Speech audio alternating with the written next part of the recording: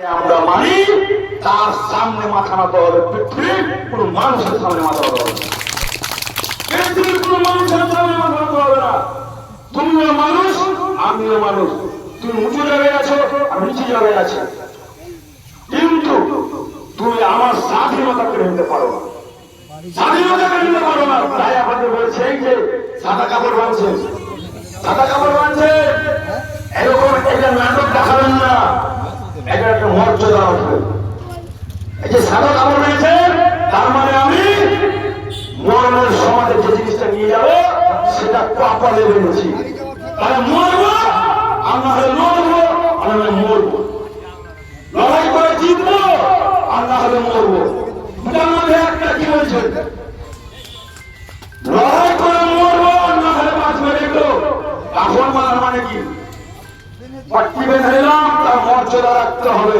এই আন্দোলন যতক্ষণ পর্যন্ত, আমি খুব বাঙালি কথা বলে প্রশ্ন ফারাক্কার কথা বলবো, ফারাক্কাদের সবচাইতে বেশি ভোটার লিস্ট থেকে নাম বাদ দিয়েছে। হিন্দু ভাইরা ধরিবেন না, প্রশ্ন নেবেন না। আমি সম্প্রদায়ের মানুষকে শ্রদ্ধা করি, সব ধর্মকে শ্রদ্ধা করি, সম্মান করি, কিন্তু আমি একটা কথা বলেছিলাম, ইব্রাহিমের নামে কিছুই লাগবে না, না রামের নামে আর রহিমের নামে তার 14 গোষ্ঠীর খতিয়ান লাগবে। সেটাই হতে চলেছে, হয়েছে। 14 গোষ্ঠীর খতিয়ান নিয়ে পার পাচ্ছি না, 14 গোষ্ঠী আপনারা সব জায়গাতে চক্রান্ত চলছে, চক্রান্ত চলছে। তার মানে কেন্দ্রীয় সরকারের যা স্বপ্ন, এখানকার যারা জমিদার তাদের ওই স্বপ্ন। মুসলিম শূন্য বিধানসভা চাইছে, মুসলমান বিরোধী বিধানসভা চাইছে। তার জন্য দেখালেন মনিরুল ইসলামকে হটিয়ে দেয়, একটা হকের কথা বলছে, মনিরুল ইসলামের দোষকে আমি মাফিয়া, আমি বলবো আমি চোর, আমি ভাবে ধরা লাগিয়ে দিয়েছি। কি করেছে মনিরুল ইসলামের দোষ? মনিরুল ইসলামের কি দোষ ছিল? কিন্তু না, মনিরুল ইসলাম একটা কমের বা একটা জাতের মুখ হতে চলেছে। ওকে বসিয়ে দাও, ওকে বসিয়ে দাও, নাহলে কখন আমার চেকটা টানানি করে যাবে। এইটাও চলছে, মুদ্রার আইপিট ওইপিট সমান। তাই চাপ থাকতে তাদের মর্যাদা করুন, এবং এই আন্দোলনে সকালে একটা নির্ধারিত টাইম করে দেন, সকাল 8টা কি 9টা থেকে চলবে, রাত 7টা 1টা পর্যন্ত চলবে। নামাজ পড়ার টাইমটা, খাবারের টাইমটা বন্ধ থাকবে। আর আমি বিশেষ করে আবেদন করব, সব সময় যেন এখানে 200 লোক থাকবে, কারণ এটা আমার একার মাথায় নয়।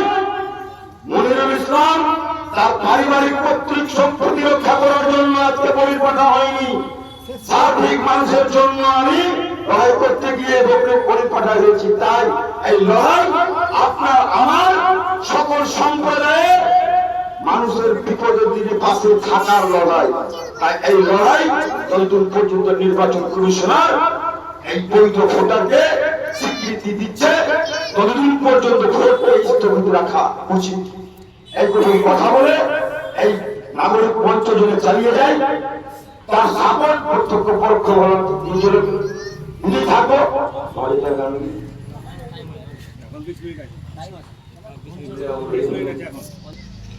তো আমি বলবো, আনিকুল ভাই উনি উত্তর নিয়ে বলছেন দাদা কিছু করতে হবে, এবারে সাহেব কিছু করতে হবে।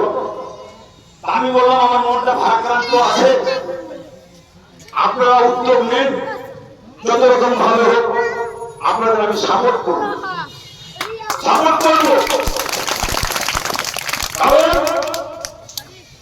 আমার যাই হোক না কেন, ফারাক্কাবাসীকে আমি সবসময় হাসি খুশি দেখতে চাই, আমাদের মধ্যে বিভেদ দেখতে চাই না। তাই আমার লড়াই ছিল, 3 মাস আগে হয়েছিল লড়াই, এখনো লড়াই থাকবে। আমি মাঝে মাঝে থেকে হারিয়ে যাইনি, আর আশা করি ইনশাআল্লাহ হারাবো না, থাকবো আপনাদের মধ্যে। বিধানসভাতে গিয়েও লড়াই করব, আর মানুষের জন্য খারাপ করে লড়াই করব, এবং যেখানে যাব আমি মানুষের লড়াই করব। এটা নয় কি মনিরুল ইসলাম মুসলিমদের বিধায়ক না, আমি ফারাক্কার সমস্ত নাগরিককে, হিন্দু মুসলিম খ্রিস্টান ইসাই বৌদ্ধ সাঁওতাল যত রকমের লোক আছে সব শ্রেণীর মানুষের আমি বিধায়ক। তাই হকের জন্য আমি পিছিয়ে পাবো না। আমি বলেছি গুলি খেতে আমি পিছিয়ে পাবো না, গুলি খেতে পিছিয়ে পাবো না। কারণ তখন আমি বলেছিলাম ওই জায়গাতেই আমি আছি, ওই মনিরুল ইসলামই আছি। তাই ভয় করার কিছু নেই, লড়াই ছাড়া আমাদের বিকল্প কিছু নাই, লড়াই ছাড়া আমাদের বিকল্প কিছু নাই। এই যে ধর্ণা চলছে, আমি বলবো রবীন্দ্র মাস্টার এখানে আছে, আরো বিশিষ্ট জ্ঞানীগুণী ব্যক্তি আমাদের আলিমগণ আছে, আপনারা বিশাল আকারে অর্গানাইজ করেন, মনিরুল ইসলাম তৈরি হয়ে এমন করবো 10-20 হাজার লোক দিয়ে আমরা 10-20 হাজার লোক করে তাদের এই থেকে নিয়ে রেল থেকে নিয়ে জঙ্গি আন্দোলন করে আমাদের দিয়ে দেবো, হয় মরবো না তো বাঁচবো, দুয়ের এক হবে। একবারে মারা ভালো, একবারে মারা ভালো। কারণ আমার মা চলে যাবে অন্য জায়গাতে, আমার বাপ চলে যাবে অন্য জায়গাতে, আমি থাকবো একা। কি বেঁচে থাকার চাইতে লড়াই করে মরে যাওয়া আমি মনে করিস মনে রাখবে, আপনার মনে রাখবে কি হ্যাঁ মানুষটা মানুষের জন্য জনগণের জন্য আন্দোলন করতে গিয়ে শহীদের তকমা পাবেন, শহীদের তকমা পাবেন। এখন যদি কোন রকম বিএসএফ পুলিশ এসে আমাকে গুলি করে দেয়, আমি শহীদের তকমা পাবো। আমার বাপের সম্পত্তি লড়াই করলে আমি লড়াই করছি, আমি জনগণের জন্য করছি, জনগণের জন্য করছি। আমি আপনাদের পিছনে আছি, সর্বশ্রেণীর মানুষের পিছনে আছি। যা লাগবে আপনি বলবেন, সমস্ত কিছু আপনাদের কাছে হাজির হয়ে যাবে, সমস্ত কিছু হাজির হয়ে যাবে। তাই এই আন্দোলনকে গণমঞ্চকে আগ্রহ আকার দেওয়ার জন্য সর্বোচ্চভাবে আপনাদের আমি পাশে আছি। এই আন্দোলনকে আমি স্যালুট জানাই, শ্রদ্ধা জানাই, সালাম জানাই। কারণ মানুষের জন্য আমাদের হলো বিবেক জেগে উঠেছে। আর যতক্ষণ মধ্যে আমাদের মধ্যে মূল সত্য আছে, বিবেক আছে, আত্মা আছে, ততক্ষণ পর্যন্ত পৃথিবী বেঁচে আছে, আমি এটা মনে করি।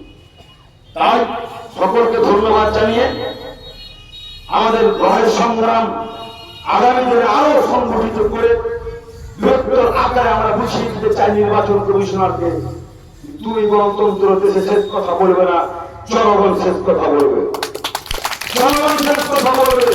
তাই সকলে ভালো থাকবেন, সুস্থ থাকবেন। নেতৃত্ব আমরা যারা দিচ্ছে তাদের কথা মতন চলবেন, কোন লোক আইন হাতে ঢুকাবেন না, আইন ঢুকাবেন না। তার জন্য আমরা আছি, আইনি প্রক্রিয়া দেওয়ার জন্য আমরা আছি। কোন লোক চিন্তিত হবেন না আর ঘাবড়াবেন না। আর একটা কথা, যে ভয় করে যে মরে যায় আত্মহত্যা করবে, ও হচ্ছে কাপুরুষ। কাপুরুষ জীবনটাই হচ্ছে লড়াই সংগ্রাম, বেঁচে থাকাটাই হচ্ছে লড়াই সংগ্রাম। কোন সময় আপনি অন্য পথ বেছে নেবেন না, অন্য পথ নেবেন না। তো আমার যেটা বক্তব্য, সবাই ভোট ভোট আমি করছি, ভোট করতে চাইছি, একবার মাইক্রোতে উঠলে দাও, সবাই ভোট দেবে, তখন আমার ভোট হবে। ওটা কেউ বলে না, ওটা কেউ বলে না, সবাই ভোট দিয়ে পেলে আমি ভোট চাবো না, চাবো না, এটা কেউ বলে না। তাই তো নাকি? পিকচার আমি বাকি, পিকচার আমি বাকি, পিকচার আমি বাকি। সবাই ভালো থাকবেন, সুস্থ থাকবেন। আর আপনাদের পিছিয়ে সর্বদা মনিরুল ইসলাম আছে, থাকবে, ছিল, রকম ভাবে আপনাদের বলে দিলাম। এই কটি কথা বলে সকলে সুস্বাস্থ্য কামনা করে আমার বক্তব্য শেষ করছি। আসসালামু আলাইকুম, এবং সবাইকে সালাম আদাব জানিয়ে আমার বক্তব্য শেষ করছি। জয় হিন্দ।